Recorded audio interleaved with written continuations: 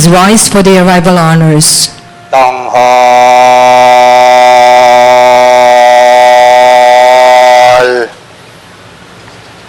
Ciao!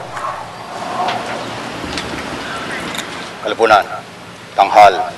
Ta.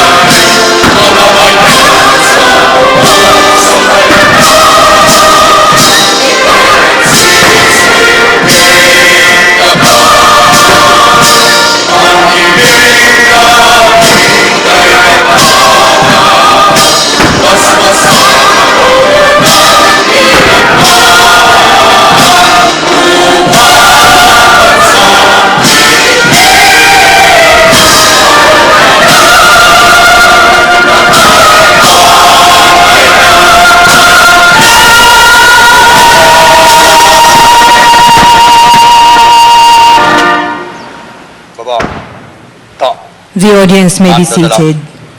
Alis. Baba.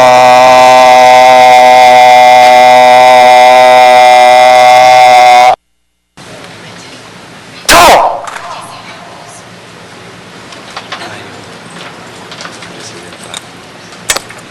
Mahal na Pangulo, handa na po ang tanod pandangal upang libutin.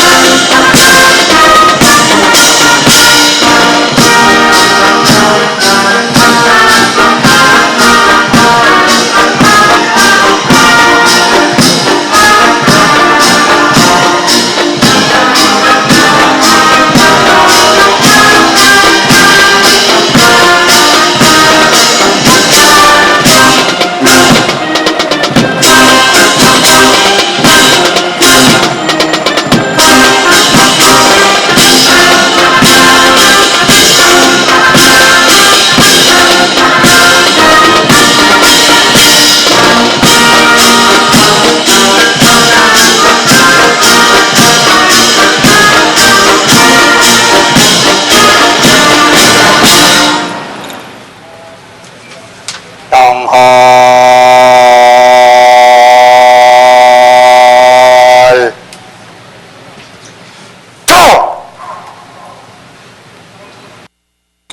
Kalipunan. Tanghal. Ta. Baba. Ta. Anda dala. Kalis. Baba.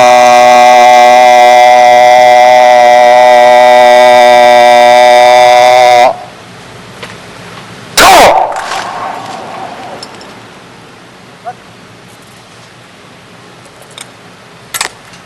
Mahal na Pangulo, tapos na po ang parangal.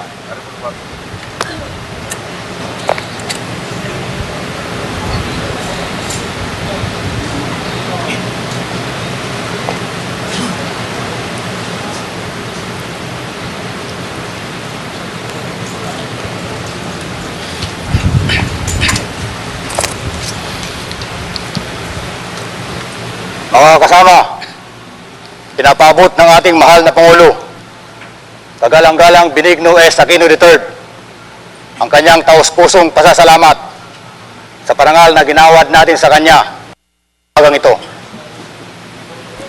Baba, kalis.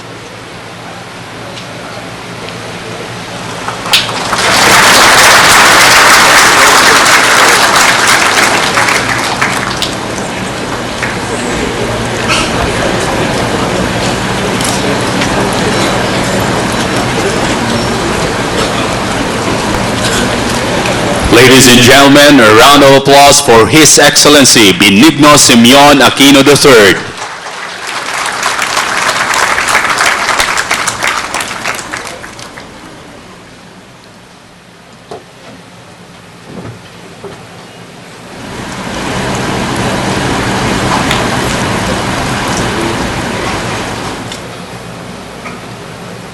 Rapunan, sa malikod ko. Kad. May we enjoin everyone to be seated.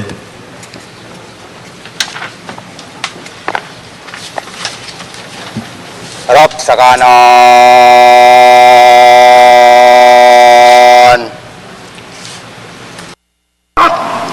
Ano ito?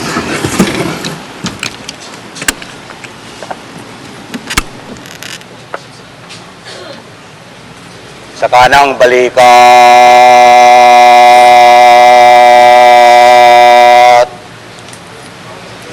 Oh! Pasulong.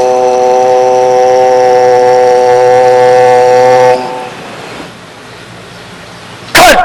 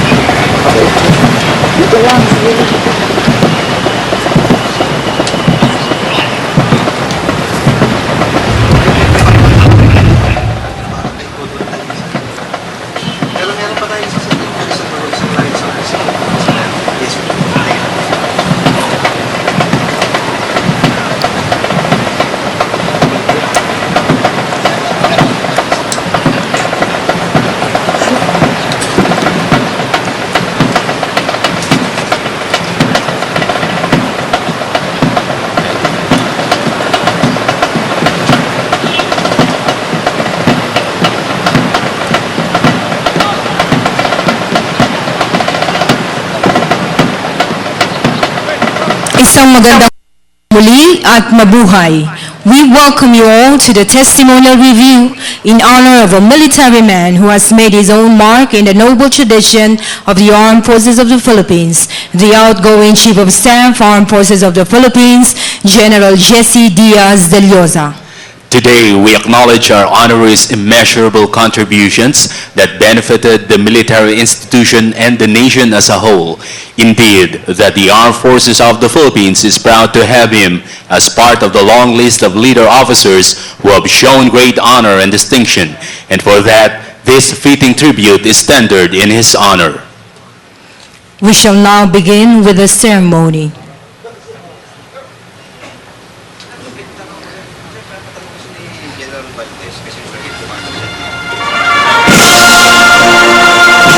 You have just heard the sound of attention call.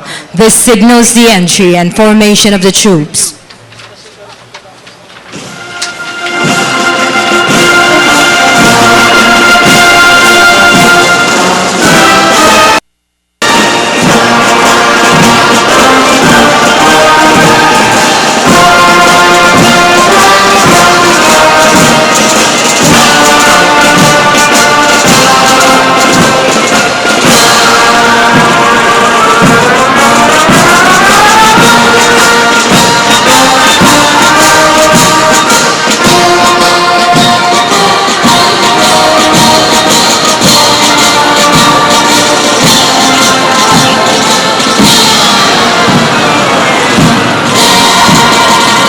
Ladies and gentlemen, from the right side of the grandstand are the troops that comprise this testimonial review.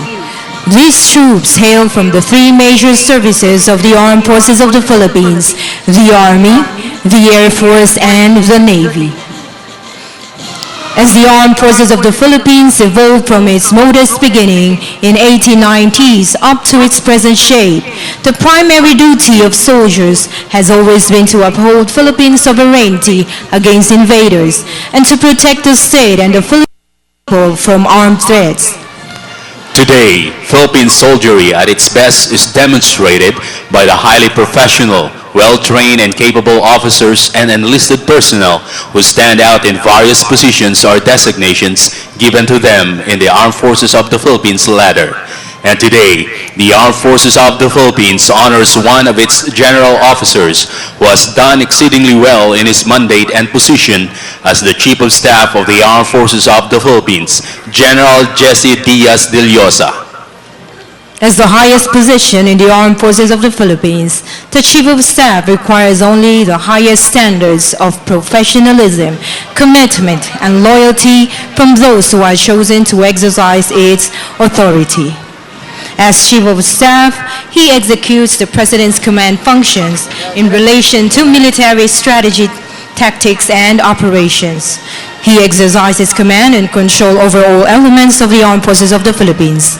Aside from this, he also serves as military advisor and staff to the Secretary of National Defense, strategic plans, and provides strategic direction of the AFP to include operations of unified commands, prepares integrated logistic responsibilities and plans for military mobilization, provides adequate, timely, and reliable joint intelligence, reviews major personnel, material, and logistic requirements, and the plans and programs of major services to determine adequacy, feasibility, and suitability of performance, participates in the preparation of combined plans in conjunction with other nations' armed forces, recommends the establishment of force structure of unified or specified commands, determines and assigns responsibility of providing support requirements of the unified commands, prepares and submits to the Secretary of National Defense for his consideration in the preparation of budget and statements of the military requirements based upon strategic war plans, task, priority of task, force requirements, and general strategic guidance for the development of military force. Also advises and assists S&D on research guidance over all military and relative military importance of development activities to meet the needs of the Armed Forces of the Philippines. Prepares and submits to the Secretary of National Defense recommendations to appropriate agencies concerning general strategic guidance for the development of industrial mobilization programs, and formulates policies and guidelines on the organization of major services and other elements of the military establishment, the training and employment of forces in the prosecutions of tasks required by law and regulations when so directed by higher authorities. The soldiers rendering this testimonial review comprise a division-sized segment of the Armed Forces of the Philippines, spearheaded by a battalion-sized contingent from the Philippine Army represented by its Security and Escort Battalion.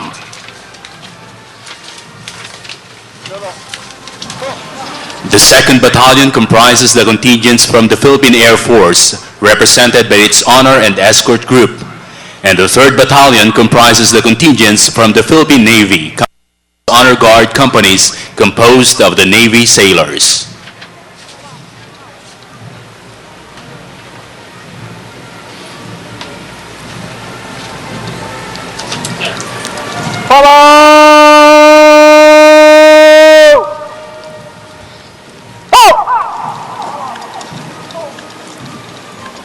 Babas ang tata!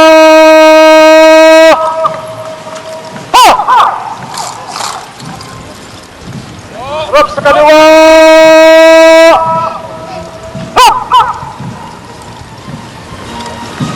The 2nd Brigade comprises 3 battalion contingents. The 1st Battalion comes from the Philippine Army, from the Special Operations Command. The 2nd Battalion comprises the contingents from the Philippine Marine Corps. and the 3rd Battalion comprises the contingents from the Armed Forces of the Philippines Peacekeeping Operations Center.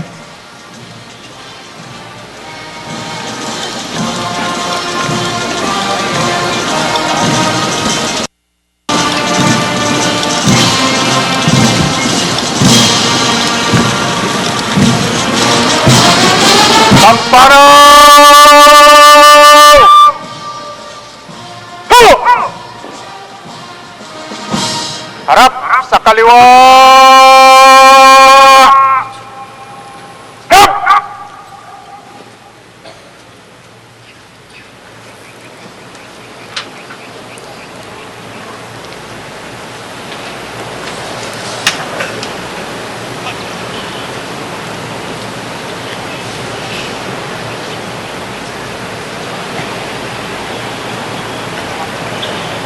Ladies and gentlemen, you are now witnessing the entry of the troop commander and his staff.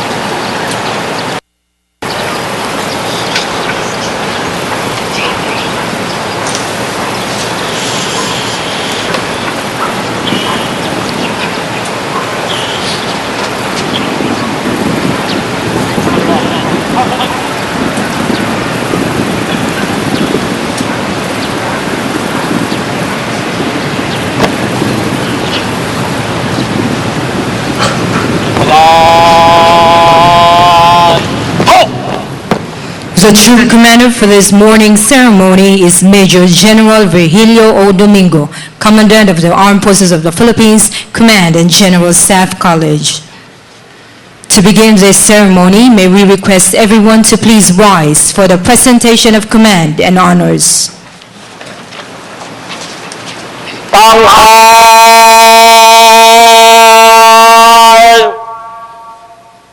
Ta! Kalipunan, hugay kamay. Ta!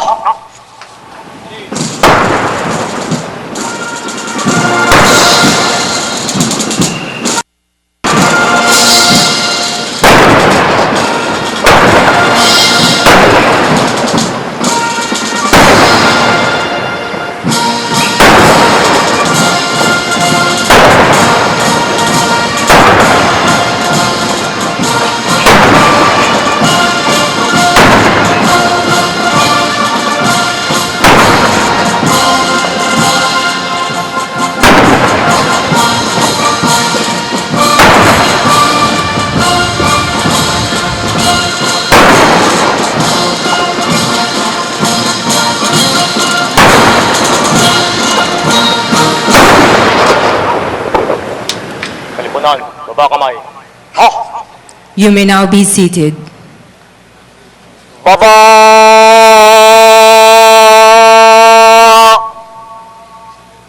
Ta!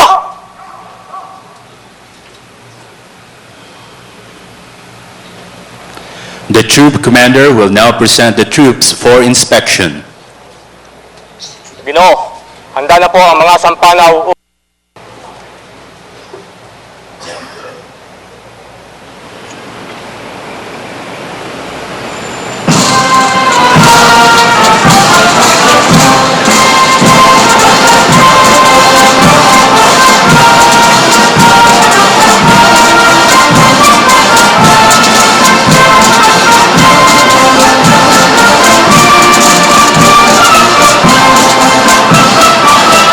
Trooping line is the Honorary General Jesse Diaz de Llosa, Armed Forces of the Philippines, together with the military host, Lieutenant General Noel A. Caballas, the Vice Chief of Staff, Armed Forces of the Philippines.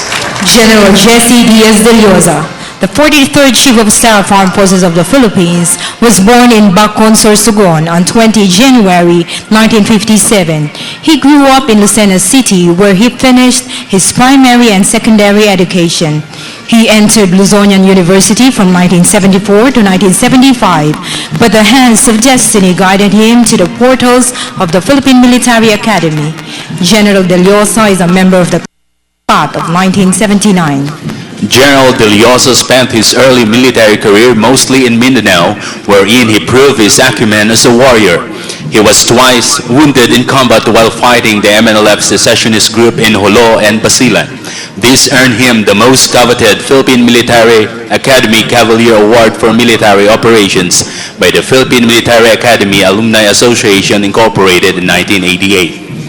After 7-year stint in the front lines of battlefield, he went on to develop his expertise on special warfare operations, holding various positions in the different 1st Scout Ranger Regiment Philippine Army units in Luzon and National Capital Region. As a young officer, he distinguished himself as Group Commander of the Special Reaction Unit of the Presidential Security Group that defended Malacañang Palace during a series of coup attempts from 1988 to 1992. Later, he became the junior aide-de-camp to the President of the Republic of the Philippines.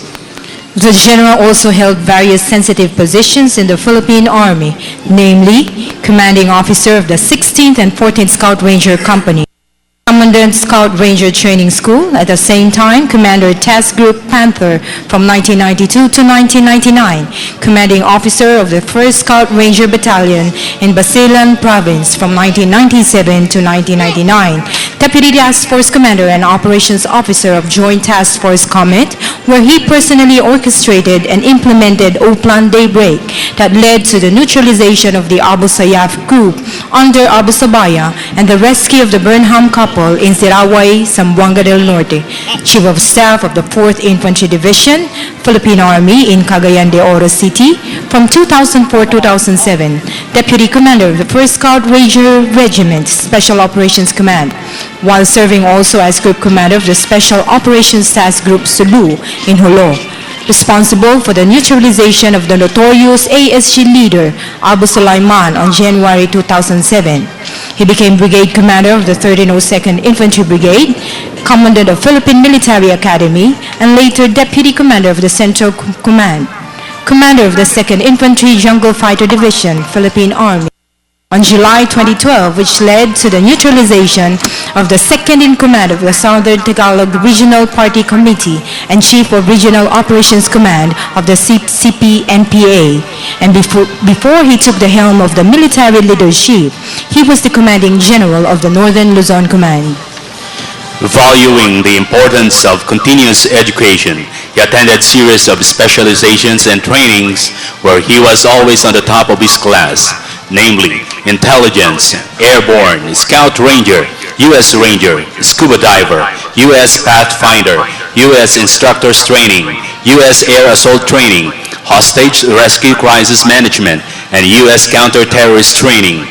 He finished his Communications and Electronic Basic Course, Infantry Officer Advanced Course, and Command and General Staff Course at Training and Doctrine Command Philippine Army and the National Security and Strategic Studies at the 43rd National Defense College, New Delhi, India. He also attended seminar on South Asia peacekeeping operations at Dhaka, Bangladesh. With his outstanding feats in the service, he had earned various recognitions, both local and abroad, namely Distinguished Service Star, Gold Cross Medal, Outstanding Achievement Medal, Gawad Kaunlaran, Military Merit Medal, Silver Wing Medal, Military Commendation Medals, Wounded Personnel Medal, and the Bintong Yuda Dharma Itama, the Grand Meritorious Military Order, the Indonesia Highest Military Award given by the Indonesian Minister of Defense, Purnomo Yusgiani Toro, and the Biglima Gaga Angkatan Tentera, the Honorary Malaysian Armed Forces Order of Valor, First Degree, given to top Malaysians military officers. General De Llosa is happily married to Mrs. Rose C. Fernandez and blessed with 3 children, Thaddeus, Benjamin, and Patricia. Ladies and gentlemen, a big hand for the honoree.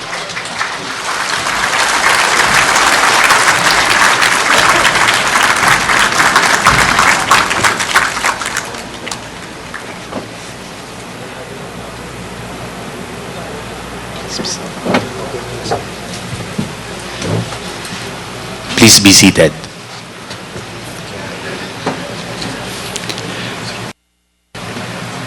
We shall now have the presentation of awards to the outgoing Chief of Staff, Armed Forces of the Philippines.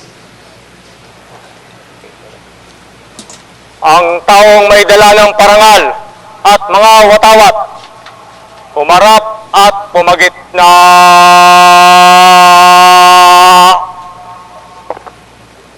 Cut!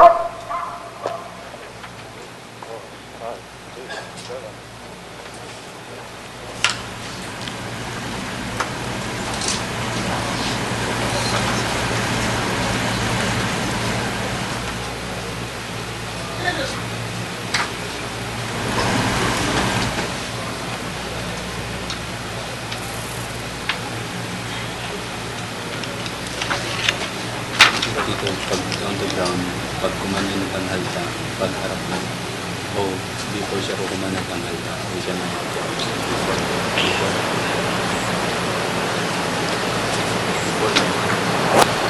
Lakad pasulong.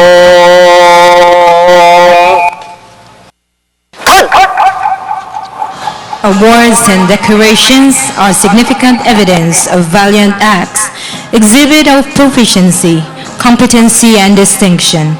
The presentation of award is in recognition for the outstanding performance and major responsibility as Chief of Staff, Armed Forces of the Philippines. The award to be given is the Philippine Legion of Honor, degree of Commander. This is awarded to officers of the Armed Forces of the Philippines for meritorious and exceptional service rendered to the country and Filipino people.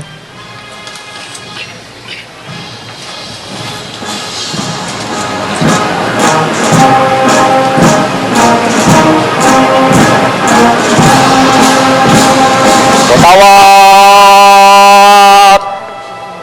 Ho!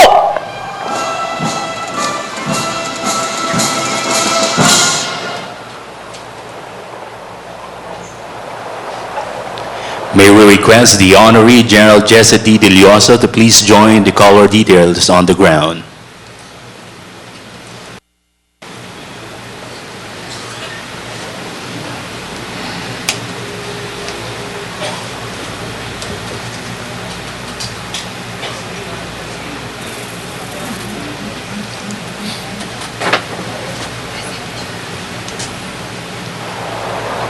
Mahal na Pangulo, ang taong pararangalan at ang mga watawat ay narito na po.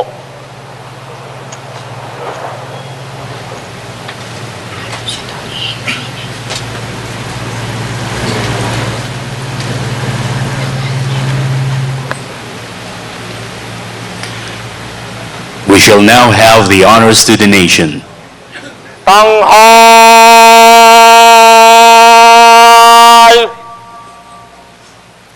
Ta! Please rise for the Philippine National Anthem. Kalipunan, pinuna at watawat. Tanghal! Ta!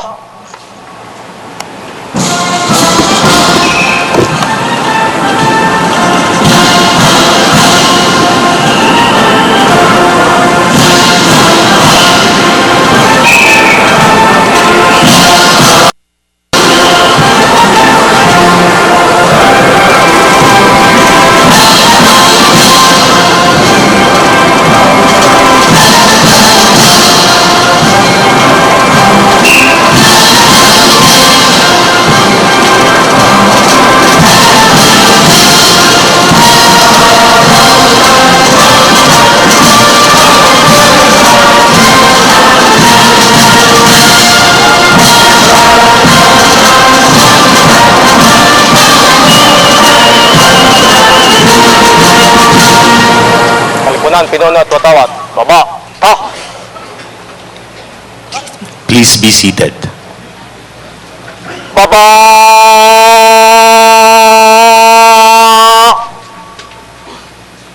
Ta!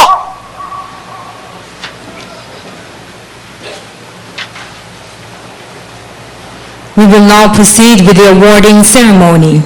May we request our honoree, the outgoing Chief of Staff, Armed Forces of the Philippines, General Jesse D. Deliosa, to come up the stage for the presentation of award.